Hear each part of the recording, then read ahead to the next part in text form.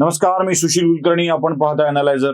मी तुम्हाला 3 मुद्दे या आधी सांगितले होते, जे या सरकारच्या साठी म्हणजे महाराष्ट्रातल्या राज्य सरकारसाठी अडचणीचे ठरू शकतात किंवा एक प्रोपोगंडा राबवता येऊ शकतो, ज्यावर चर्चा घडवली जाऊ शकते. आणि ते 3 मुद्दे होते: या सरकारमध्ये सहभागी झालेल्या पक्षाचे बोलभांड नेते, ज्यांच्यामुळे या सरकारची प्रतिमा खराब होऊ शकते, ज्यांच्याविषयी आपण बोललेलो आहोत.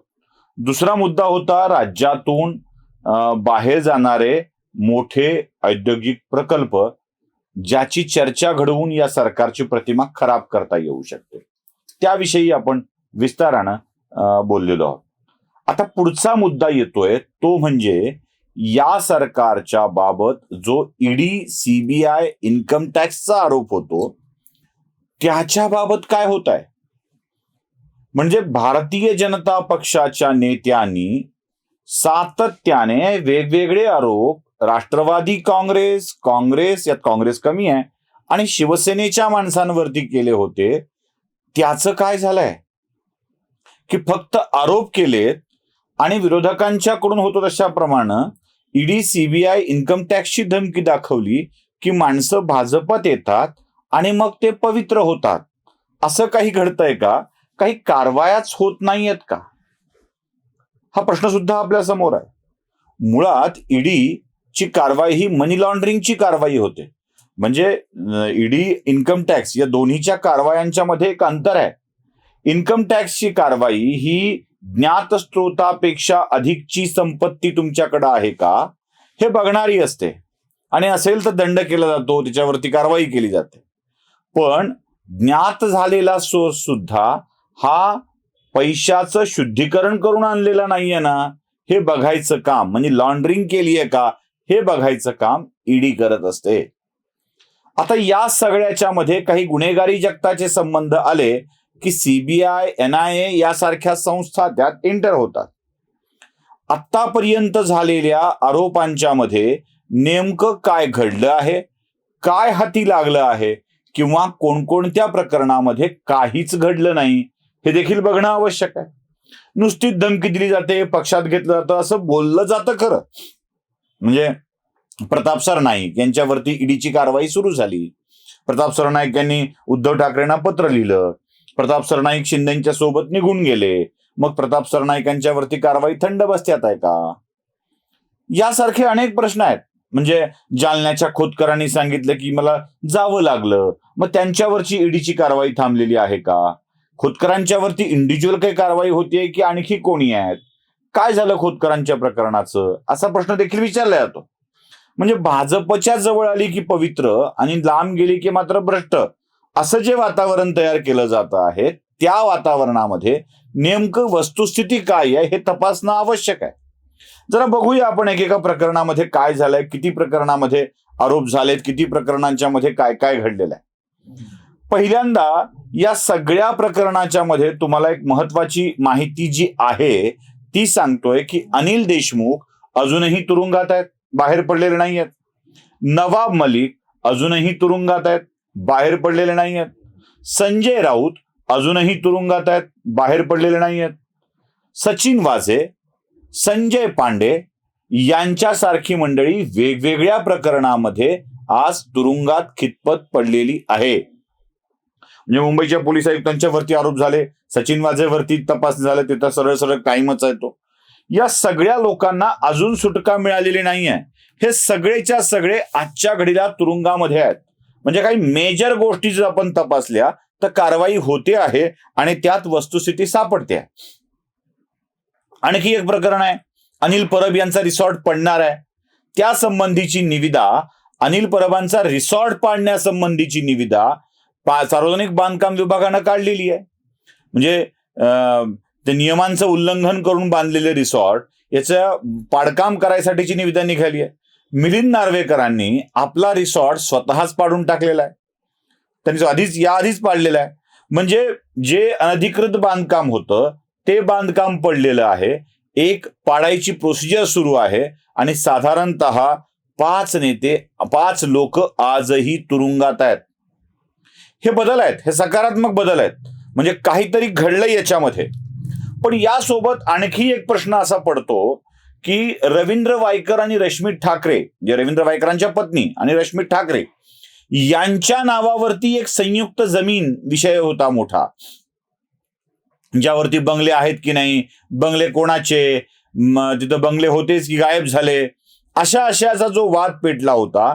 त्या जमिनीच्या प्रकरणामध्ये काय झालं, रश्मी ठाकरेंची संपत्ती वैध होती की अवैध, याबाबतची अजून तरी काही माहिती आलेली नाहीये. मग त्या ठाकरेंच्या वरती काही कारवाई झाली आहे का, वायकरांच्या वरती काही कारवाई झाली आहे का, याबाबतचंही काही स्पष्टीकरण फारसं होताना दिसत नाही.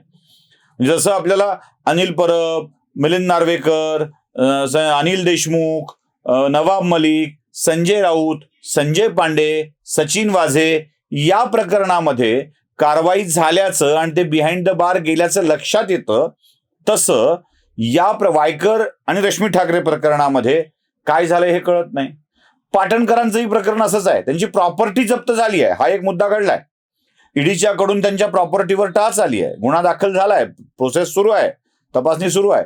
पण पाटणकरांच्या प्रकरणाचं, त्या तपासाचं पुढे काय झालं, पाटणकरांना अटक होणार आहे का, की फक्त प्रॉपर्टी जप्त करून हे प्रकरण थांबणार आहे?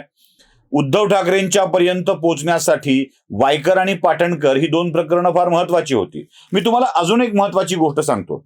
उद्धव ठाकरेंच्या घरापर्यंत म्हणजे मातोश्रीपर्यंत पोहोचणारी जी प्रकरणं आहेत, त्या प्रकरणाचे गती संथ आहे.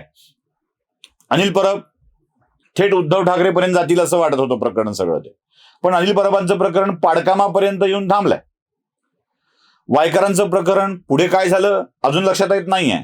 पाटणकरांचं प्रकरण पुढे काय झालं लक्षात येत नाहीये.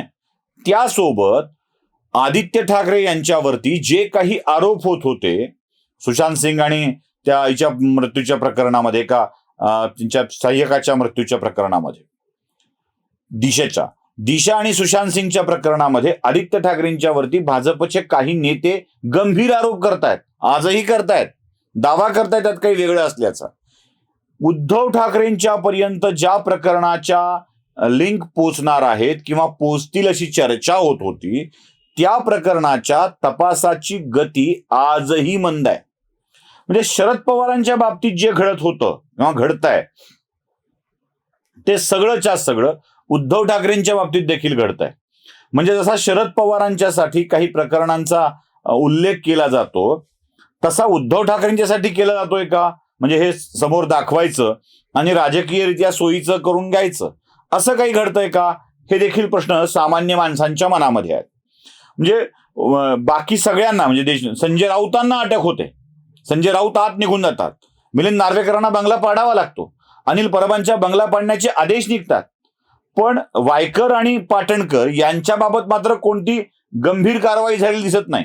म्हणजे याचा अर्थ एकतर ते प्रकरणं खोटी होती का, किंवा त्या खऱ्या असलेल्या प्रकरणाचा वापर करून उद्धव ठाकरेंचा जीव टांगणीला लावण्याचं काही राजकारण शिस्त आहे का, हाही विचार लोकांच्या मनामध्ये येतोय.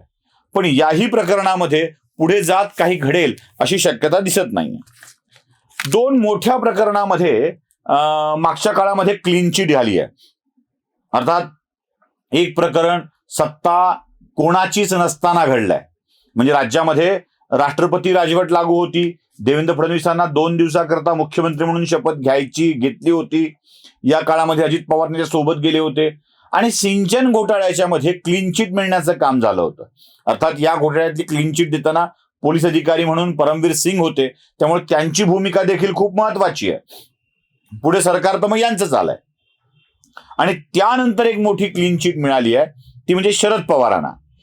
जो राज्य शिखर बँकेचा भ्रष्टाचाराचा विषय आहे, साखर कारखान्यांच्या खरेदी विक्रीमध्ये, त्या साखर कारखान्यांच्या खरेदी विक्रीच्या घोटाळ्यामध्ये शरद पवारांना क्लीन चिट देण्याचं काम राज्याच्या मुंबई पोलिसांच्या ईओडब्ल्यूनं केलेलं आहे. आणि यामध्ये एक मोठा बदल घडलाय. त्या बदलानंतर काय होणार आहे हे देखील याचा स्वतंत्र व्हिडिओ आजच संध्याकाळी मी करणार आहे. ईओडब्ल्यूने आता नव्याने न्यायालयामध्ये शपथपत्र दिलंय आणि सांगितलंय की आम्ही याचा फेरतपास करण्यासाठी करणार आहोत.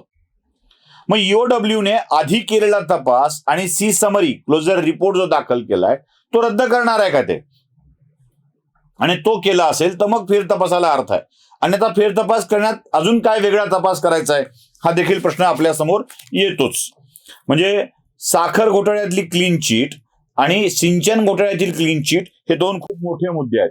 इथे ते होणार आहे का हा देखील प्रश्न आपल्याला पडतो, जे वायकर आणि पाटणकरांच्या केसमध्ये झालाय. कोविड सेंटर घोटाळ्यामध्ये सुजित पाटकर यांच्या विरोधामध्ये नुकताच गुन्हा दाखल झालाय. म्हणजे सुजित पाटकरांचा जो कोविड सेंटरचा घोटाळा होता, ज्यावर चर्चा किरीट सोमय्या यांनी खूप मोठ्या प्रमाणावर केली होती, त्या कोविड सेंटरच्या घोटाळ्यामध्ये सुजित पाटकरांच्या वरती गुन्हा दाखल झालेला आहे. त्यांच्या कंपनीवरती आणि डायरेक्टर्सवरती गुन्हा दाखल झालाय. त्यामुळे ही केस देखील आता पुढे सरकते आहे. म्हणजे ज्या मेजर केसेसचा उल्लेख सातत्यानं मागच्या काळामध्ये होत होता, त्यामध्ये ईडी, सीबीआय किंवा ईओडब्ल्यूच्या केसेसमध्ये हे काही बदल, महत्वाच्या गोष्टी घडत आहेत. त्यात शरद पवारांच्या पुन्हा एकदा चौकशीचा निर्णय ईओडब्ल्यूने घेतल्यामुळं त्यात काही अजून स्फोटक हाती लागण्याची शक्यता आहे. आता आपण स्फोटक हाती लागण्याची शक्यता आहे म्हणतो आणि कधी कधी स्फोटक येतं, कधी कधी तो बॉम्ब सगळा फुसका निघून जातो, असंही होऊन जातं. अर्थात त्या फुसका निघण्यामागे काही राजकीय तडजोडी असतात की प्रकरणात दम नसतो, याचा प्रश्न देखील सामान्य माणसाला नेहमीच पडलेला असतो.